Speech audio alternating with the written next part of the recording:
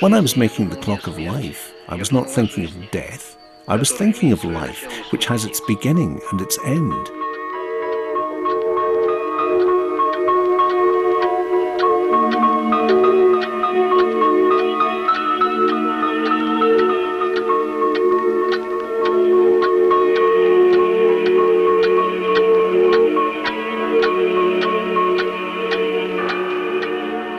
There are 13 figures, the whole span of life, from birth up to the moment when death creeps up on you.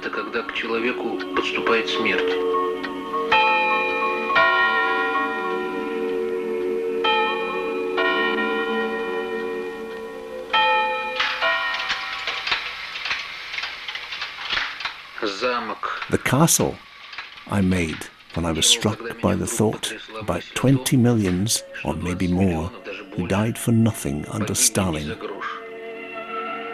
I feel hurt for these people. Why do I live and they do not? Why, for example, did Mandelstam perish? He could tell this world a lot more, but for some reason they took him like a mere bedbug and squashed him. And who did this? People who are not even worth his little finger.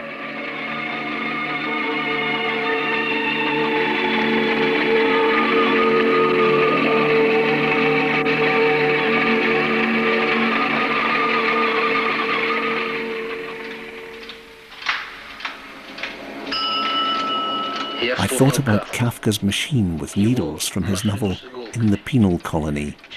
A person was put into this machine, and it would prick some sort of inscription on his back. Then it would do the same on his chest. He writhed against torture, but the machine continued to write on him. Kafka is a mighty writer.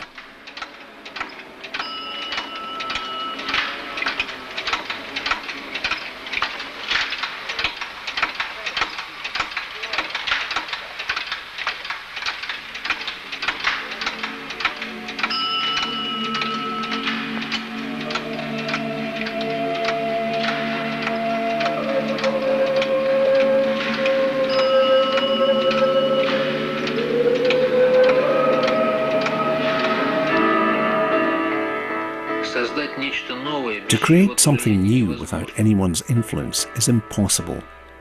Hieronymus Bosch had a huge impact on me. He is such a lonely figure on the horizon. For me, he is the highest mountain, like Everest. He hovers above the ground.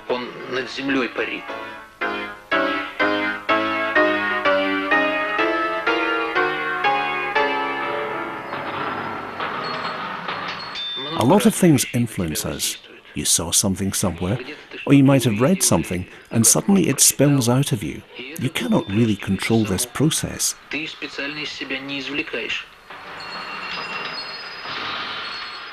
For example, take the Egyptian sculptures. All kinds of dogs, cats, lions, all kinds of wooden heads. I always went crazy for them.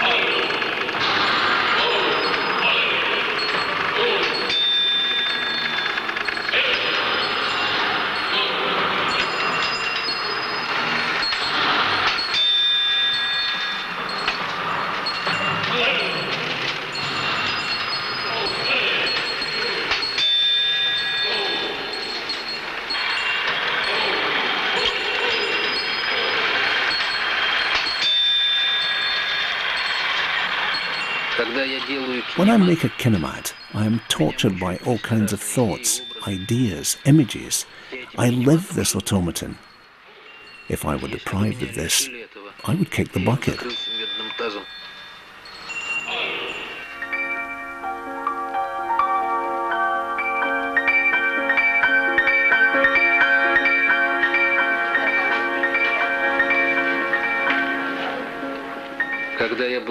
When I was in the army, not far from our barracks, there lived 3 women of questionable morals.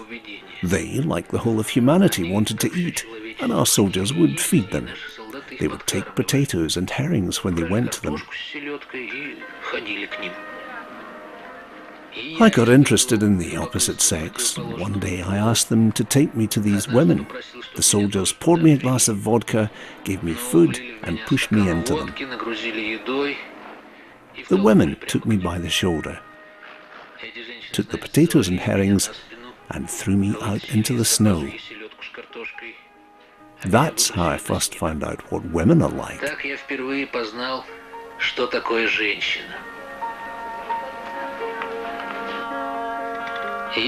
if, for example, I want to build a kinetic installation about the fall of man, I make Eve like this, the mighty Eve. All her body parts should be really strong. I would make her belly out of a copper bowl.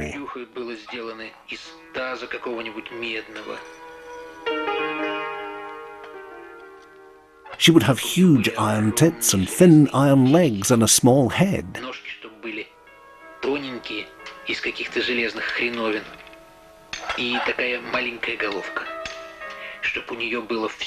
And hands like a cat's paws. And tiger claws like all women.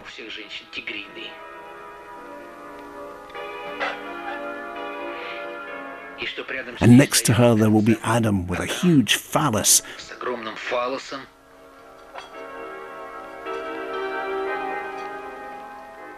And all kinds of birds of paradise will sing around them. And of course there will be the coils of kinetic snakes around.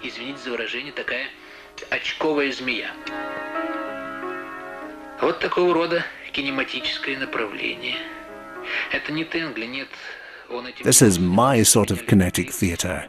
Он классик кинематизма. Как-то в Москве. One day in Moscow I saw an exhibition of Swiss artist Jean Tinguely. I never heard of him before, and actually he preceded me by 30 years. He is a classic of kinetic art, but his art is different. There's more machinery in it, and what I am making is more like moving figurative sculptures.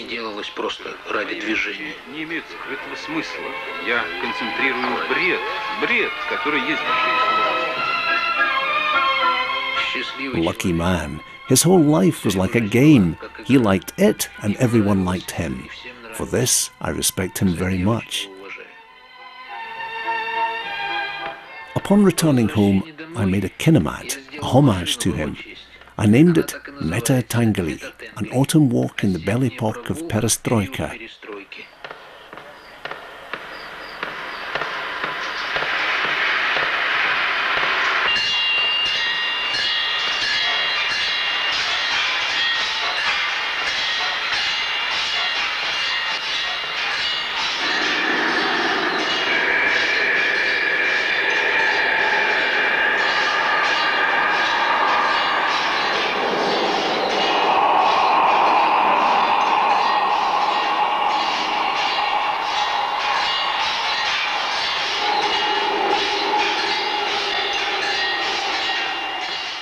When I